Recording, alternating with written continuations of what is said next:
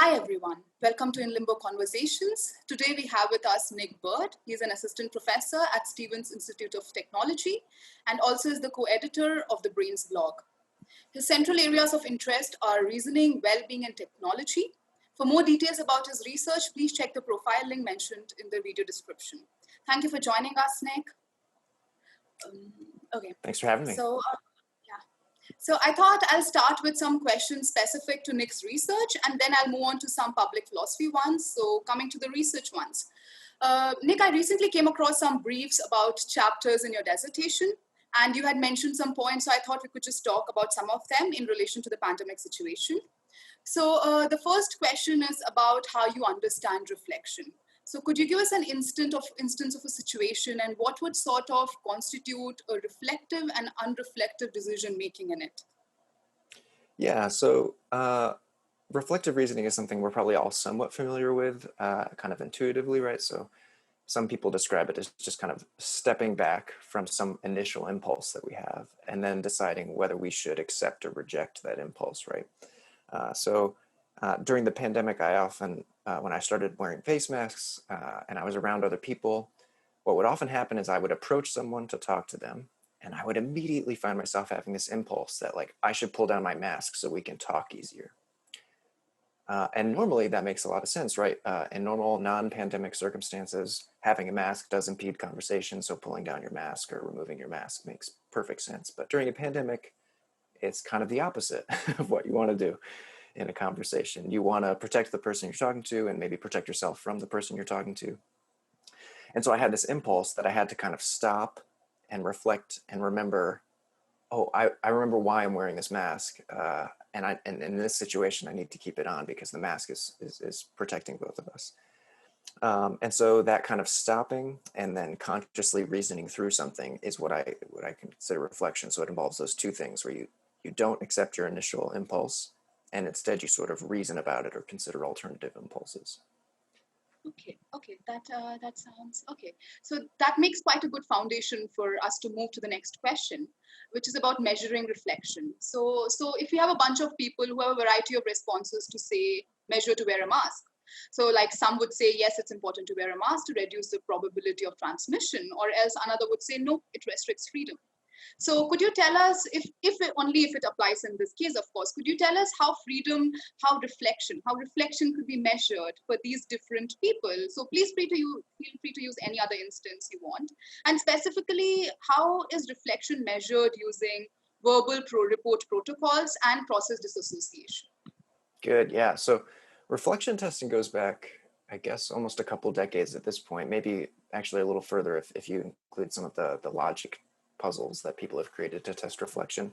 So those reflection tests from a while back, the way they measured reflection was they came up with questions or like stories that are designed to get people to have a particular impulse or response to the question that's false or wrong or something like that. And so I'll give you an example. It's kind of a variation on a sort of recent reflection test.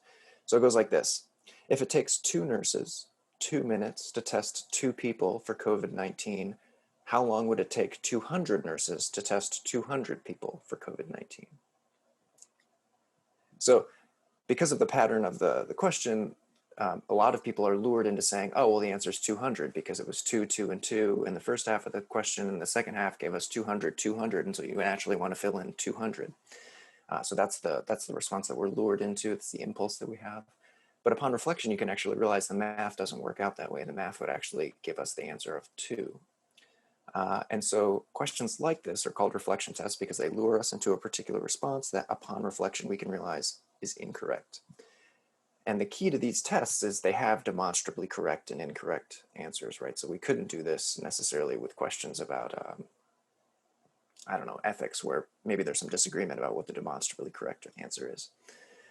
And so we give people these questions, and based on their tendency to respond with a lured or reflective response, we can kind of gauge how likely they are in general to reflect or not reflect when given kind of ordinary questions. And you might think that we could come up with pandemic versions of these questions. So I sort of changed this question to be about COVID-19 testing. The original question is about blood testing. And you might think there's other types of variations we could use to test these things. And you might also think that the way people reason about these questions probably tells us something about the way they reason more generally about other things. So people who are more likely to stop and question their initial response might be different than people who just kind of tend to accept their initial response, even if it's demonstrably incorrect. And people do find some correlations between people's reasoning about on reflection tests and their other beliefs or their other attitudes or their other behaviors or intentions, including some have found that, for instance, people who are more likely to reflect on these tests are better at determining true and false news stories about COVID-19. So the good news is that people, this kind of easy thing that we can do by stopping questioning our initial impulse and then reasoning about it, that simple thing can actually have some pretty big benefits, like maybe avoiding misinformation about really important things like a global pandemic. You also asked some other questions about thinking aloud and process dissociation and these kind of more advanced methods of measuring reflection. So I gave you that original question. If it takes 2 nurses 2 minutes to test 2 people for COVID-19, then how long would it take 200 nurses to test 200 people for COVID-19? A lot of these questions are given to people online. And so, somebody's on a phone or a computer somewhere in the world, and they're clicking buttons or typing and entering something on an online survey. And what the researchers receive is just their answers, whatever they typed, whatever they clicked. Maybe they'll get a little bit of information like how long it took them to click and type or something like that. But what they're not getting is the entire thought process from reading the question to answering it. And what we have found is some people can come to the so-called correct or reflective response on these test questions without actually reflecting. Like it just immediately comes to mind. The correct answer immediately comes to mind without reflection.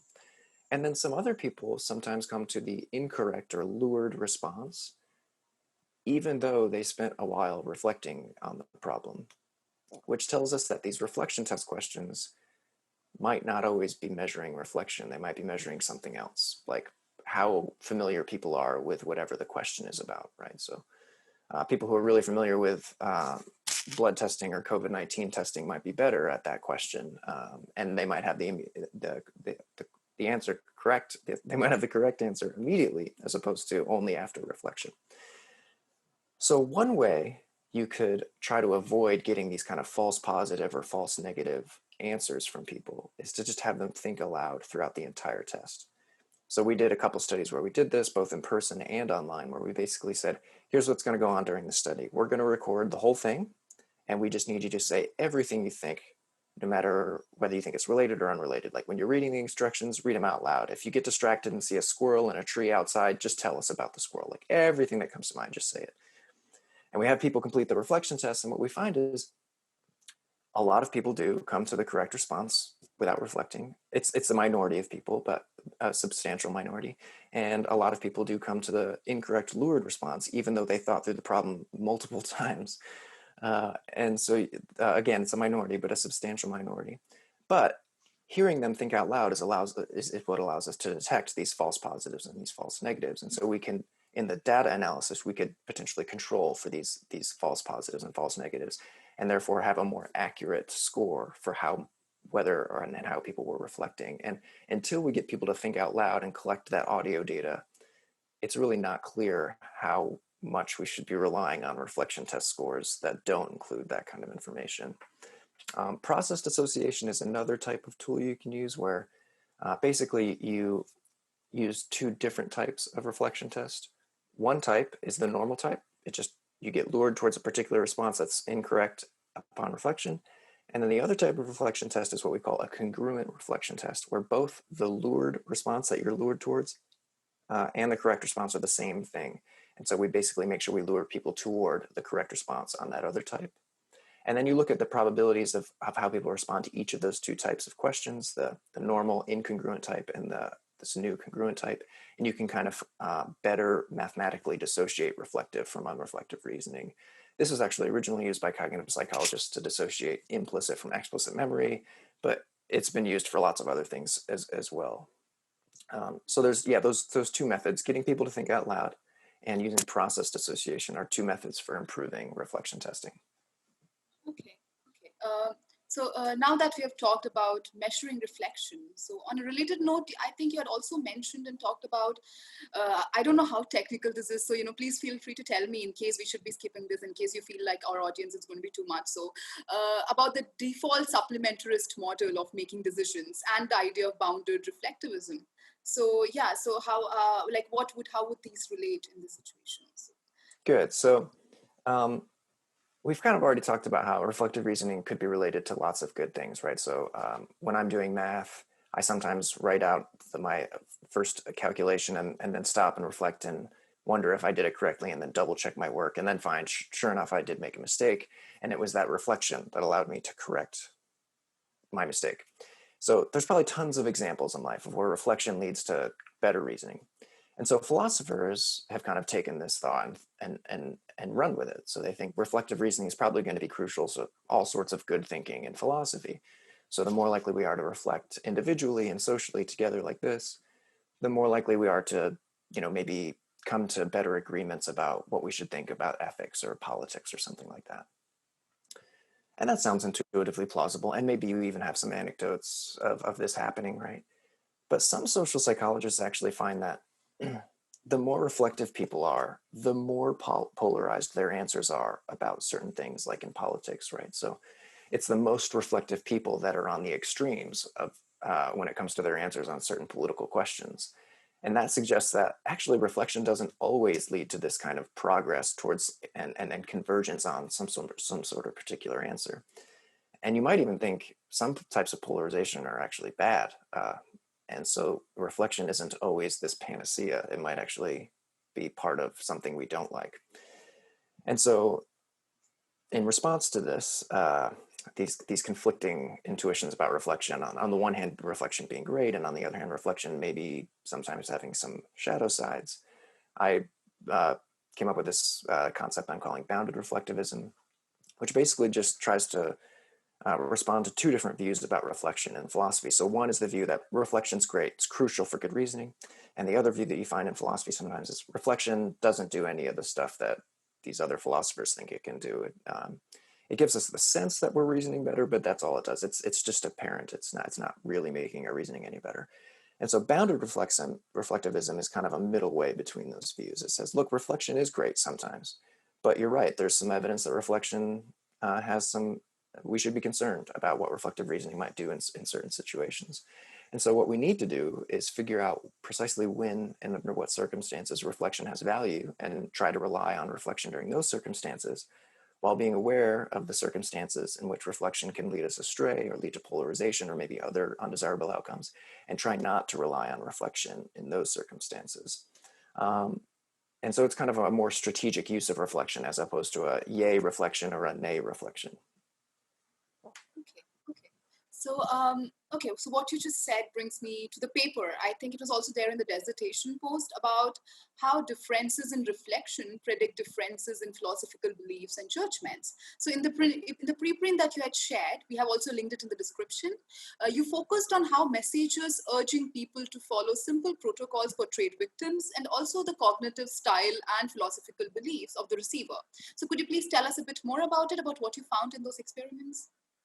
Right, yeah, so in a few experiments, we've kind of looked at how reflection test performance, like the tests that I mentioned a little while ago, predict all sorts of things. So among lay people, they predict like their philosophical judgments and inclinations. So for instance, a lot of papers find that more reflective people are more likely to be atheists or agnostics, for example.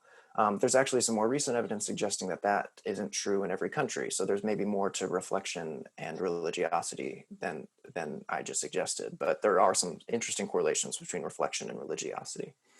And we wanted to, during the COVID-19 pandemic, see if reflection test performance would tell us anything interesting about people's responses to the pandemic. And so we thought one way that this might be relevant to the pandemic is in people's responses to public health messaging, right? So public health officials are kind of often pointing at these graphs called flatten the curve graphs, right? They show two curves, a high curve and a low curve, and they say, look, the high curve is a lot of deaths, and that represents what happens if we don't if governments don't intervene on people's lives and like limit travel and limit some liberties about, you know, facial masks and other things. And the low curve is how many deaths we would expect if we do intervene on people's lives and curtail people's liberties in certain ways, and maybe interfere with economics and business and trade a bit.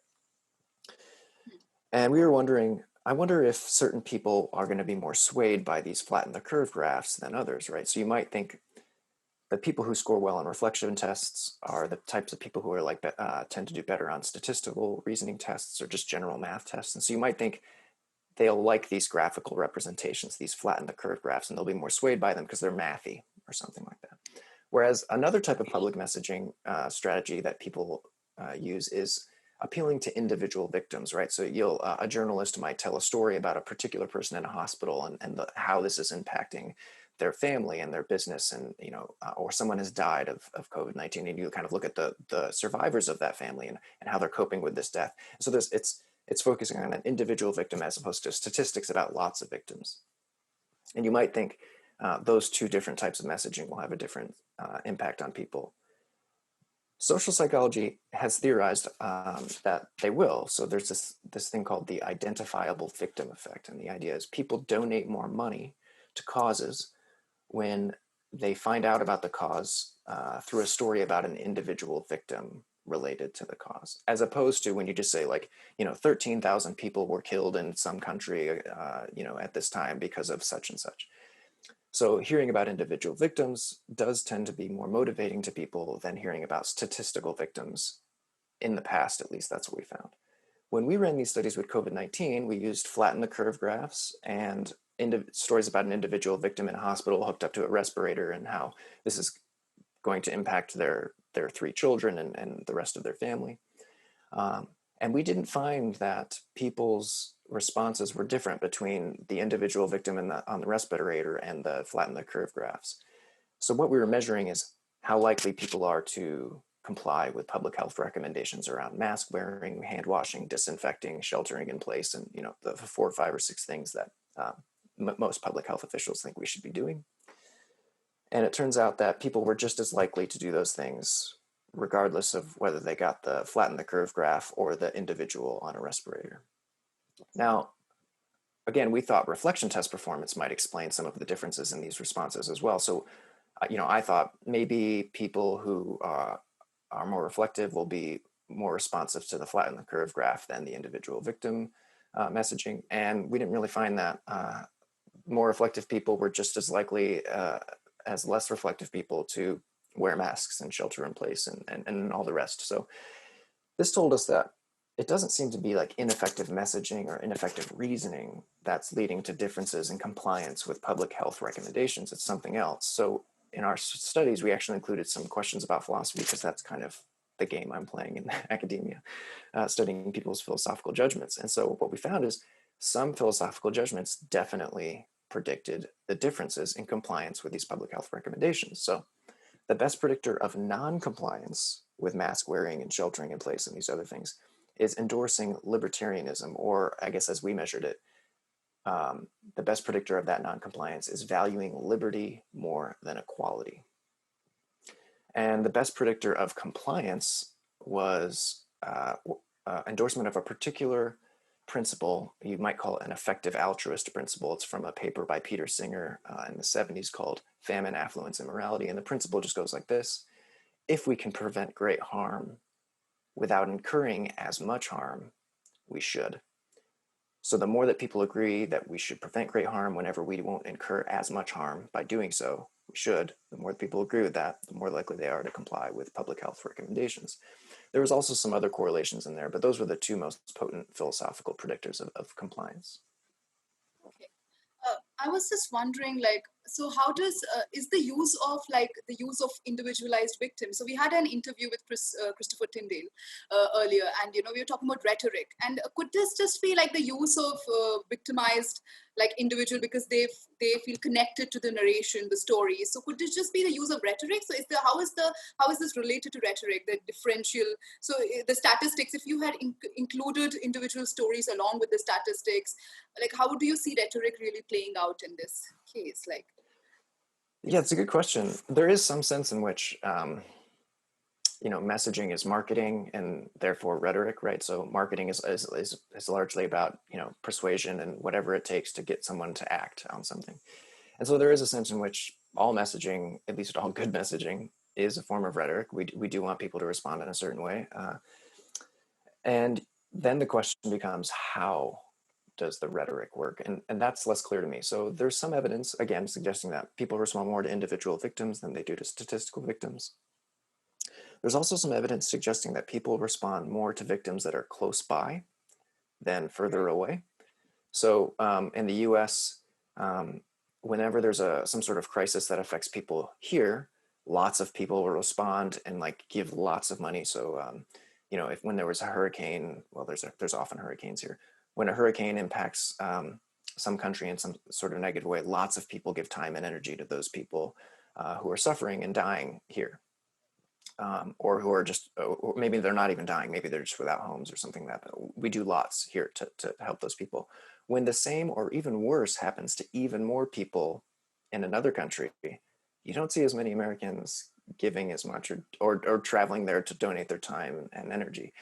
And so but they're both are on the news, and so we're both getting these depictions from the news of individuals who are suffering and dying or something like that somewhere, and we respond to the ones who are closer to us than the ones who are further away. And so you might think, rhetoric aside, there's something about proximity to us that seems to have some motivational power, and it's not clear that that's a good thing, right? So there might be far more suffering and death outside the U.S. and this actually wouldn't be surprising if there was far more suffering and death outside the US than within the US. And so it would be a bummer if people in the US were more likely to help other people in the US than they were abroad.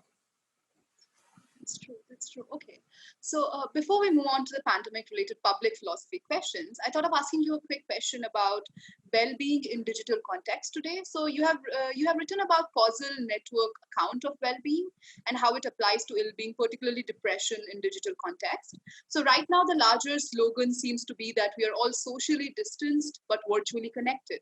So how do you think the causal network account would sort of talk about our ability to stay connected virtually and how it positively contributes to our well-being during the lockdown, especially? Yeah, so the causal network account of either well-being or ill-being is basically kind of what you would think when you think of a causal network. There's going to be little dots or nodes that you might think of with lines between them representing like correlations or causal causal effects or something between these nodes, right? So you might think happiness is a node, and uh, motivation is a node, and like finances are a node, and social support is a node. And you might think all of these things are interrelated, right? Like the more social support I have, the happier I am. The more motivated I am, the more financial resources I have, and the more of those two things that I have, the happier I am, and things like that. But there's going to be lots and lots of other nodes on this network that are going to have lots and lots of other complicated relationships. But the idea is there's a lot of factors that are related in complicated ways that explain our well-being and ill-being.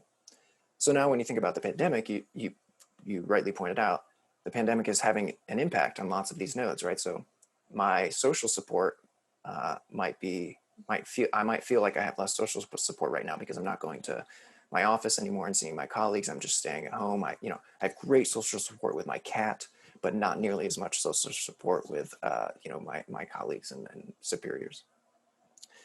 Or just friends, right? I don't go out really with friends either because of the risks related to that. I will call them or do this with them, and so my social support takes a hit, and as a result of that, that might affect my well-being in other ways and make me less well off. And then obviously people are losing their jobs and losing sources of income, or businesses are surviving but on again with less revenue, and so people are having to take cuts to the amount of money they have available to themselves. And so that also has an impact on people's well-being. And so the causal network account is just going to basically point to the various nodes that are being affected during the pandemic, and then explain differences in well-being and ill-being as a result of these changes in these nodes and how they affect other nodes in the network, like happiness and social support and financial support and motivation, things like that. Now let's move to some philosophical questions which are related to public practices. So quite early on, when the situation hadn't even been declared a pandemic, you were quite proactive and had talked about online conferences, especially the Minds online conference results. So if we have academic philosophers, hoping to do online conferences who are watching us right now, maybe they are a bit skeptical. Could you please share how you feel that online conferences might be better than the traditional conferences, and also if there are any easy to use or if open source softwares or apps that they can use for this purpose? Yeah, so right up front, we organized a conference for 3 years. It was an international conference. It was quite a few speakers over the course of weeks, and it cost us whatever the cost of a typical website would be. So like maybe $5-10 a month or something like that. And that was the cost of the entire conference, right? So all of the labor we put into organizing it was volunteer. All of the reviewing was volunteer. All of the keynote speaking was volunteer. All of the invited comments were volunteering time, and over 10 people participated in the conference roughly every year. So a massive international conference happened for about $5 a month. So that alone, I think, suggests that reasons to at least take seriously the possibility that we should be doing more conferencing online. But there's just way more benefits even than that. So we found that because people can submit a paper from anywhere, regardless of their ability to get on a plane and leave their family, women are more likely to submit and therefore more likely to be accepted because the people who are more involved in childcare are less inhibited by an online conference because their kid can be in the other room or right next to them. Sometimes I talk to colleagues and their kid is in their lap, but I love it. And not as much barrier to entry for certain people who are more impacted by things like childcare. Also, people from other countries can submit because people from every offers their universities researchers as much money to travel around, and so lots of countries are just unrepresented at conferences in the world. But at a conference free to attend or present at, that barrier is removed, right? So there's various ways in which inclusivity and diversity is increased by having a conference online. And so insofar as we think that's important, we should probably prefer an online conference. And then learned during Minds online conference, I think it was 2015, 2016, 2017, when we were doing this, is there was a hurricane every single year during the conference. And so all of the organizers were like not at home. They were usually in a hotel or at a family friend's house, like a few hundred miles away, while their back was just getting destroyed by a hurricane. And it's fine because that's how the internet works. You just need to go somewhere that has the internet, and it turns out there's a lot of places that have internet. And so as long as you can evacuate, you're fine. And so we ran the conference, me from usually a friend's bedroom. And it just worked out totally well. And you might think, wow, pandemic, that would be pretty handy to have that type of emergency resilience. So those are some of the major benefits. And like I said, it was only about $5 a month. And the $5 basically goes towards hosting a website. You do this for free. So if their company off website, WordPress.com has a free website service where it'll just be your webAddress.wordpress.com, and that'll be a free website, and you could host a conference on that WordPress website. So that's kind of the overview of all of the costs, which are almost nothing, and all of the major benefits, which seem drastic compared to a traditional in-person conference. Okay, that's pretty much the questions that I wanted to ask you. And okay, we're going to link all these softwares and apps and also his papers in the description of this video. Thank you so much for joining us, Nick.